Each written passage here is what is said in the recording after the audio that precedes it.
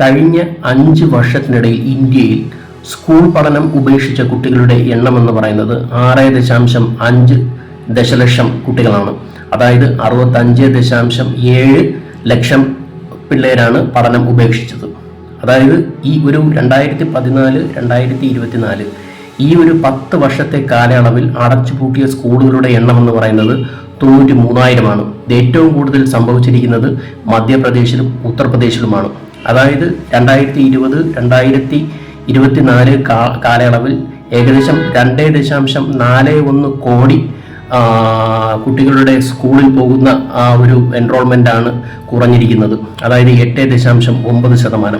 2020-2021 കാലയളവിൽ സ്കൂൾ പ്രവേശനം 26.45 കോടിയായിരുന്നെങ്കിൽ 2024-25 ആയപ്പോഴേക്കും 25.69 കോടിയായിട്ട് കുറഞ്ഞു. അതായത് 2.41 കോടിയായിട്ട് സ്കൂളിൽ പ്രവേശിക്കുന്ന കുട്ടികളുടെ എണ്ണം കുറഞ്ഞു. അതായത് ഇതിന് പ്രധാന കാരണമെന്ന് പറയുന്നത് ദാരിദ്ര്യം, ബാലവേല, ഗാർഹിക ആവശ്യങ്ങൾ, അങ്ങനെ ഗാർഹിക ഉത്തരവാദിത്തങ്ങൾ, ബാലവേലയും പെടുന്നുണ്ട്, ദാരിദ്ര്യവും പെടുന്നുണ്ട്. ഇതൊക്കെയാണ് പ്രധാന സാമ്പത്തിക ഘടകങ്ങളെന്ന് പറയപ്പെടുന്നത്. അപ്പോൾ ഒരു വിദ്യാഭ്യാസമുള്ള ഏറ്റവും കൂടുതൽ കുട്ടികൾ വിദ്യാഭ്യാസത്തിന് പോകുന്ന രാജ്യമല്ലേ പുരോഗമനം കൈവരിക്കുകയുള്ളൂ. അല്ലെങ്കിൽ ഇത് വലിയൊരു അടിയല്ലേ ഇന്ത്യയെ സംബന്ധിച്ചിടത്തോളം. ഇത് ആരുടെ കുഴപ്പമാണ്? സിസ്റ്റത്തിൻ്റെ കുഴപ്പമാണോ? ഭരണത്തിൻ്റെ കുഴപ്പമാണോ?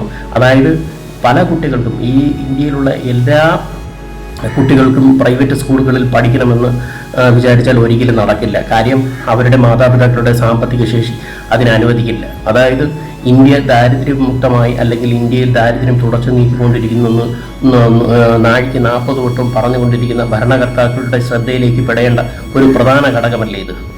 അതുപോലെ ഇന്ത്യയിൽ ഏറ്റവും കൂടുതൽ വർദ്ധിച്ചുകൊണ്ടിരിക്കുന്ന ഒരു കാര്യമാണ് ജനസംഖ്യ. കാര്യം ഇനിയെങ്കിലും ജനസംഖ്യയിൽ ഒരു റെഗുലേഷൻ, അതായത് റെഗുലേറ്റ് ചെയ്തില്ലെങ്കിൽ തീർച്ചയായിട്ടും ഇതിലും അപകടത്തിലേക്കാണ് പോകുന്നത്. കാര്യം ദാരിദ്ര്യം കൂടും, വിദ്യാഭ്യാസമില്ലാത്ത കുട്ടികളുടെ എണ്ണം കൂടും. കാര്യം ഇന്ത്യയിൽ ജനിച്ചു വീഴുന്ന എല്ലാ ആൾക്കാർക്കും ഈ പറയുന്ന പോലുള്ള ബേസിക് നീഡ്സ് പോലും സാറ്റിസ്ഫൈ ചെയ്യാനുള്ള സാമ്പത്തിക ശേഷി ഇല്ല എന്നുള്ളതാണ് അതിൽ നിന്നും മനസ്സിലാക്കേണ്ടത്.